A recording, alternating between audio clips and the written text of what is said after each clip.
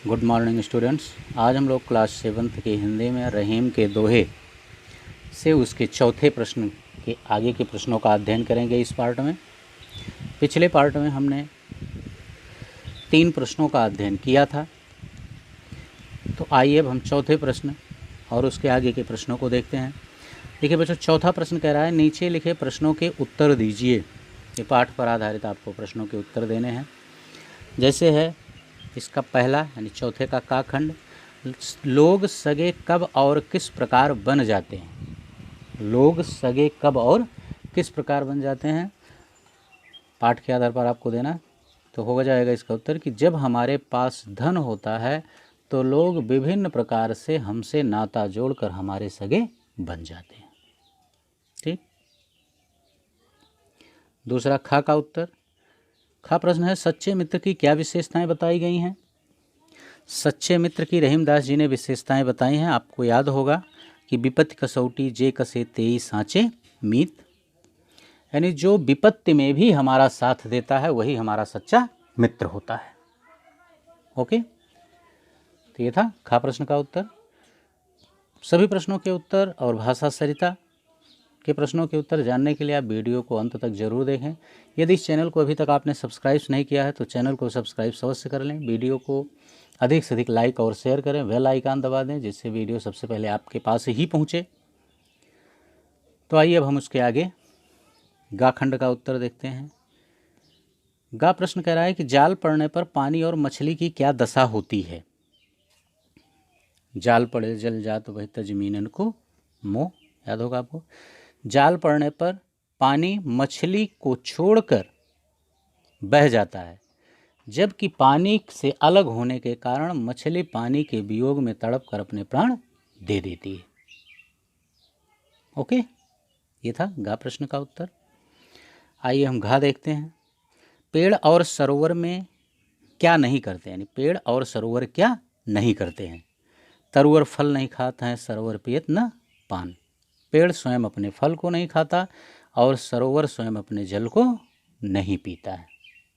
ठीक, ये था घा का उत्तर। अंगा यानी चौथे का 5वां खंड देखते हैं। मनुष्य के शरीर की तुलना किससे और क्यों की गई है। ठीक है ना, पढ़े होंगे आप कि धरती की सी रीत है शीत घाम और में। तो मनुष्य की शरीर की तुलना किससे की गई है। मनुष्य के शरीर की तुलना धरती से की गई है। क्यों की गई, क्योंकि जिस प्रकार धरती ठंडी को, धूप को और वर्षा को सह लेती है, सहन करती है, उसी प्रकार हमारा यह शरीर भी किसी प्रकार की विपत्ति क्यों ना पड़े उसे सहन करता है। ठीक है बच्चों, तो ये था चौथे प्रश्न का उत्तर। चौथा प्रश्न यहीं पर समाप्त होता है। अब हम आइए इसके आगे 5वें प्रश्न को देखते हैं कि 5वां प्रश्न, और 5वां क्या है, वो भाषा सरिता पर आधारित जो प्रश्न है उसको देखते हैं। भाषा सरिता पर आधारित जो पहला प्रश्न है, देखिए पहला प्रश्न कह रहा है कि जहाँ किसी वर्ण की आवृत्ति बार बार होती है वहाँ अनुप्रास अलंकार होता है। जैसे बनत बहुत बहुरीत। प्रस्तुत अध्याय से खोजकर अनुप्रास अलंकार के अन्य उदाहरण लिखिए। जहाँ किसी वर्ण की आवृत्ति बार बार होती है, यानी वर्ण माने अक्षर, आवृत्ति माने आना, जहाँ कोई अक्षर बार बार आता है। जैसे देखिए बनत बहुत बहुरीत, तो यहाँ बा बनत में बा, बहुत में बा, बहु में बा, तो बा 3 बार आया है। और ता बनत में ता, बहुत में ता, रीत में ता भी 3 बार आया है। तो इस तरह से बा वर्ण और ता वर्ण की आवृत्ति 3 बार होने के कारण इस पंक्ति में अनुप्रास अलंकार है। तो आपको इस पाठ से और इसी तरह के अनुप्रास अलंकार के उदाहरण चुन करके लिखने हैं। ठीक, तो आप देखिए लिखिए। रहीमन मछरी नीर को, ये लाइन आपने पढ़ी होगी। रहीमन मछरी नीर को तौ न छाड़त छो। देखिए रहीमन मछरी नीर को, रहीमन मछरी नीर को, ये है रहीमन मछली नीर को।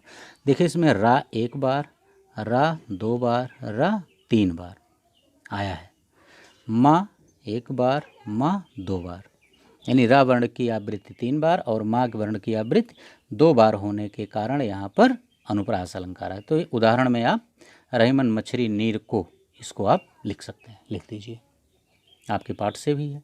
ओके, तो ये था भाषा सरिता का पहला प्रश्न। क्योंकि अनुप्रास अलंकार उसी को कहते हैं जहाँ पर किसी वर्ण की आवृत्ति बार बार होती है। तो यहाँ रा वर्ण की आवृत्ति बार बार हुई है, माँ वर्ण की आवृत्ति बार बार हुई है, इसलिए यहाँ पर अनुप्रास अलंकार। ठीक, आइए अब हम भाषा और सरिता का दूसरा प्रश्न देखते हैं। नीचे लिखे शब्दों का प्रचलित हिंदी मानक रूप लिखिए। जैसे नीचे आपके पास ये शब्द लिखे गए हैं, संपत्ति, विपत्ति, मीत, मछली, बादर, पाछली, शीत, सुजान। तो इनका जो मानक रूप है, मानक रूप का मतलब मैंने आपको पीछे बताया था कि मानक रूप कहते हैं एक तरीके से तत्सम शब्दों को, ठीक ना, तो उसी को हिंदी का मानक रूप कहा जाता है। तो संपत्ति, संपत्ति का मानक रूप हो जाएगा संपत्ति, संपत्ति, ठीक है ना। उसी तरह से विपत्ति का हो जाएगा विपत्ति, विपत्ति, ठीक। उसी तरह मीत का हो जाएगा मित्र, मीत का मित्र। मछली का हो जाएगा मछली, मछली का मछली। ये इनके मानक रूप हैं। संपत्ति का संपत्ति, विपत्ति का विपत्ति, मीत का मित्र, मछली का मछली। ठीक बच्चों, अब आइए हम इस तरफ का देखते हैं। इधर है बादर, पाछली, शीत, सुजान। बादर का हो जाएगा मानक रूप बादल, बादल, ठीक। पाछली का पिछली, पाछली का पिछली। शीत का ये मानक रूप होगा शीत, केवल सा बदल जाएगा। सुजान का हो जाएगा सज्जन, सुजान का हो जाएगा सज्जन। तो ये है बादर का मानक रूप है बादल, पाछली का पिछली, शीत का शीत और सुजान का सज्जन।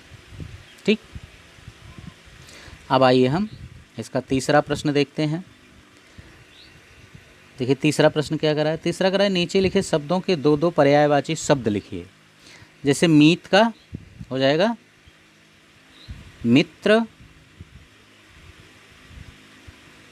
दोस्त या सखा, जो भी आप लिख दीजिए दोनों में से एक कोई, दोस्त या सखा हो गया। धरती का भू और धरा। सरोवर का सरोवर, तालाब, ये इसके दो पर्यायवाची हो गए। ठीक। संपत्ति का, संपत्ति का हो जाएगा धन और अर्थ, धन और अर्थ। ठीक है ना, ये था इनका पर्यायवाची सब। अब आइए हम इधर देख लेते हैं दूसरी साइड के। जल का पर्यायवाची, दो पर्यायवाची, नीर, तोय, नीर और तोय। तरुवर का वृक्ष और पेड़, वृक्ष और पेड़। वादर का जलद और नीरद। इसी तरह देह का काया, शरीर, काया और शरीर। ठीक है बच्चों, तो उम्मीद करते हैं ये भी आपकी समझ में आसानी से आ गए होंगे, कोई प्रॉब्लम आपको नहीं होनी चाहिए। अब आइए हम अगला प्रश्न देख लेते हैं। चौथा प्रश्न भाषा सरिता का, नीचे लिखे शब्दों के तुकांत शब्द लिखिए। देखिए तुकांत शब्द का मतलब होता है कि जिसके अंत में समान वर्ण हो, मात्रा सहित। देखिए जैसे रीत है, रीत का तुकांत हो जाएगा मीत। ठीक है ना, तो ता, मीत, रीत में भी ता है और मीत में भी अंत में ता है। वैसे पान का हो जाएगा सान, आन पान में भी है, शान में भी आन है। उसी तरह मेह का हो जाएगा देह, मेह का देह। कीसी का,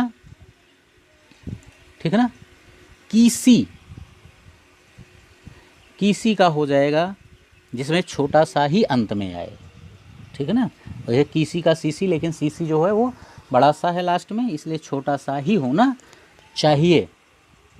तो इसलिए आपको इसमें देखना है कि जिसके अंत में छोटा सा हो और वो भी सी हो, ठीक है ना। पढ़ा है आपने कि धरती की सी रीत है शीत घाम ओ में, तो किसी का उसी तरह से आपको तुकांत शब्द लिखना है। तुकांत में आप चाहें तो मीसी, मी सी, ये हो जाएगा। उसी तरह से मोह का तुकांत छोह, क्योंकि अंत में यहाँ भी ओह है, यहाँ भी ओह है। बात का लात, बात में भी अंत में आत, यहाँ भी आत। संपत्ति का विपत्ति, संपत्ति का हो जाएगा विपत्ति, ओके ठीक। नहीं का हो जाएगा जही, ओके बच्चों। तो ये था ये प्रश्नों पर आधारित, पाठ पर आधारित प्रश्न, इनका उत्तर यहाँ पर समाप्त हो जाता है। लेकिन आपको एक बार फिर बता दें कि यदि इस चैनल को अभी तक आपने सब्सक्राइब नहीं किया है तो चैनल को सब्सक्राइब अवश्य कर लें, वीडियो को अधिक से अधिक लाइक और शेयर करें, और हमें भी कमेंट करके बताएं कि ये वीडियो आपको कैसा लगा। ओके, ये पाठ यहीं पर समाप्त होता है। नेक्स्ट पार्ट में हम इसके आगे के पाठ को लेकर पुनः आपके समक्ष उपस्थित होंगे। Thank you.